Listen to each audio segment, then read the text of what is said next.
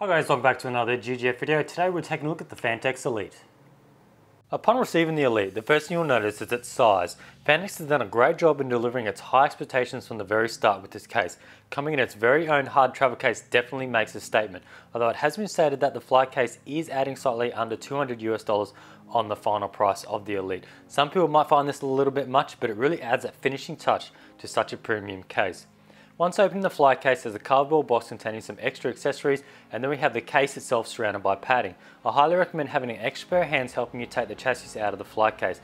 Being 33 kilograms and its sheer size makes it a very hard task for one person. The Elite once out is protected even further with a soft case cover. Inside the Elite is another box containing even more accessories. With all the extra parts laid out, it actually looks like we've started to fully dismantle the chassis, but these are just the extras and different combinations you can have with the Elite. The Elite is designed with 4mm sandblasted aluminium and has a huge 4mm thick tempered glass side panel, which is by far the largest side panel I've ever seen. There are also vents in the lower portion of the side panel, which is also something I've never seen before. The tempered glass side panel can be removed, which I recommend doing when you build your system. The door is also held shut via magnets, and so far I haven't had the door pop open by itself. The chassis sits on this podium style base, which really gives it that extra look. It also enables the Rgb Case Lighting to extrude from under the main case. The Elite comes in two colour options, satin black and anthracite grey. It only takes a few minutes to see the quality and attention to detail adopted in the Elite. The Elite also comes with built-in Rgb case lighting, which is out of this world. I'll cover that in more detail later on. The main areas I'll be focusing in this video are the Elite's unique features, water cooling support and the insane built-in case lighting. As this case is aimed at the utmost enthusiast, I won't be covering all the basic features. The Elite comes in at 750mm tall, 270mm wide and 615mm deep. We have support for up to 13 3.5-inch hard drives and 6 SSDs. The Elite comes fitted with 5 140mm pre-installed Phanteks premium fans, 3 at the front, 1 at the rear and a random one at the top. One of the main selling points for the Elite is the ability for it to hold 2 motherboards.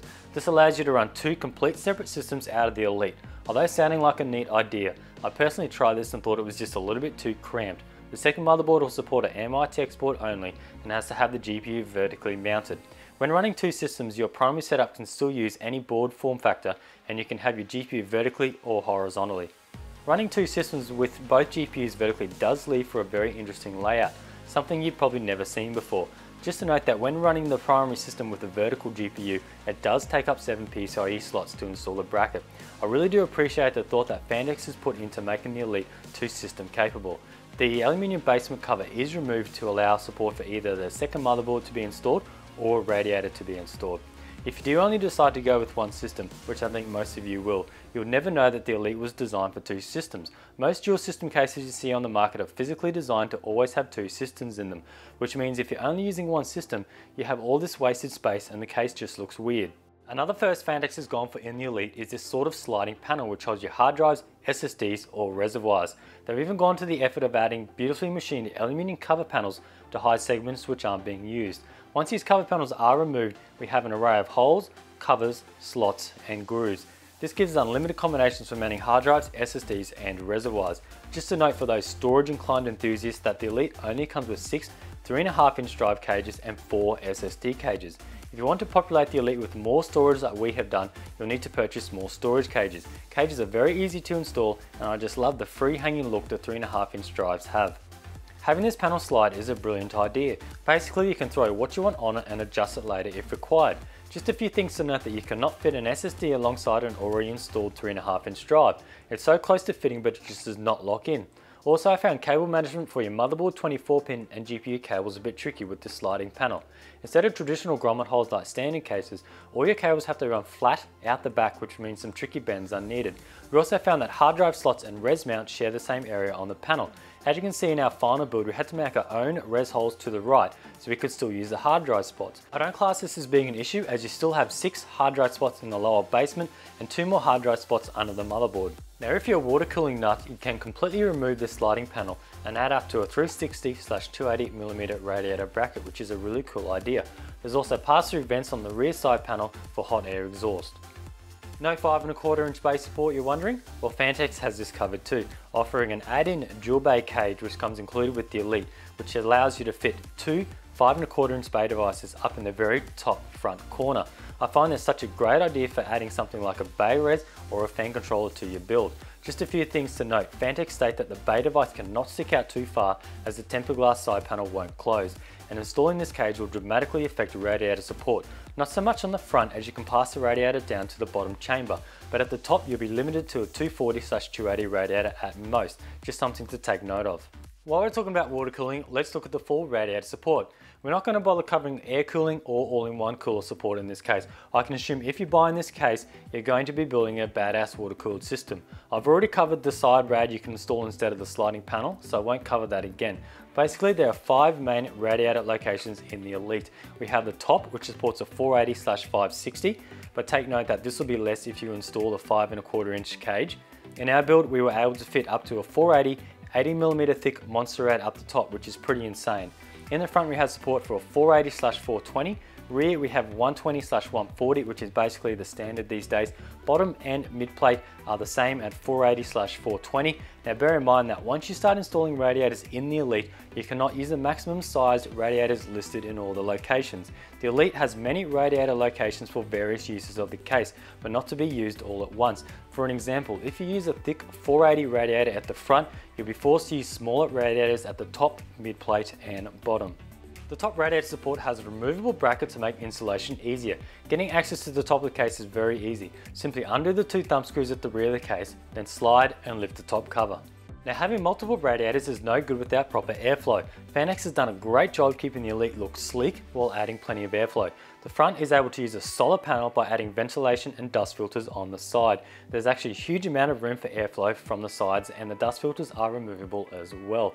You can also install fans on the inside of the front panel, but I wouldn't recommend it as it's just about touching the front panel. The top ventilation follows the same trend as the front, but with the option of having the very top open for best cooling performance, or you can use the included aluminium cover panel to block the top off and use the sides as exhaust. The bottom of the case is also fully ventilated with a slide out dust filter as well. Around the back we have 2 universal pump mounts and also locations for Phanteks power supply splitter to be installed. The primary power supply location is along the side at the rear. I really like this spot as it keeps the power supply 100% hidden from the main viewing side of the Elite. It makes it also very easy for PSU cables to run straight to your devices. There's also a small cutout on the side panel for the power supply air intake. Phanteks has also added a secondary power supply location in the bottom of the basement chamber. This is if you're running 2 dedicated systems in the Elite. Also on the back, Phanteks has included 2 6-port PWM fan hubs, which is a nice touch. With cable management around the back, you'll have no issues at all. With all the storage in our build, we had no issues. We've left our system completely cable unmanaged just to show you how the side panel still goes on with no worries at all. Lastly, we have the front I/O command center. This flip up cover is just insane, and I've never seen so many controls on a case before. This is mainly due to the Elite having the ability to drive 2 separate systems. If you're just running one system, you get the bonus of having extra USB if your motherboard supports it. For front I/O, there's dual USB 3.0, reset button and audio ports for both systems. These are clearly labelled at the end of each cable for identifying which system they're for. There's also one USB 3.1 port and a HDMI port, which I assume is for VR support. The hard disk LED for each system is around the reset button, which is a nice touch. I also like how they have not included the power button in this area. Being on the top of the case keeps it separated from the other controls and is easier to locate. You have one power button for each system and a little LED power light for each system as well. Now you may be wondering why there is a dial on the front I/O panel as well. This is a multi-function button which controls all the Elite's case lighting. It can be pushed in as well as scrolled up and down, very much like a mouse wheel. Pushing the wheel in changes what the scroll wheel will do. It's also nice that there are small LED indicators on the right that state where the scroll wheel is currently selected at. Options for the Rgb Control wheel include single color selection, so say you can have it blue, pink, green, whichever color you want. We have brightness for that color, so you can put it all the way down, all the way up, which is a nice feature. We have single color breathing, so say you have it blue, you can have it breathe in and out of blue, in and out of pink or whatnot. And then we have full Rgb cycle, so you can just set that and it will cycle through all the colors. Now the Phanteks Elite is also fully compatible with the Asus Aura software and also the MSI Mystic lighting software. So you can plug that straight into your motherboard if you don't want to use the control panel at the front. So that's a nice little feature as well. Now the last little thing I haven't covered is the price. This retails for $1,300 at PC Case Gear, that is Australian.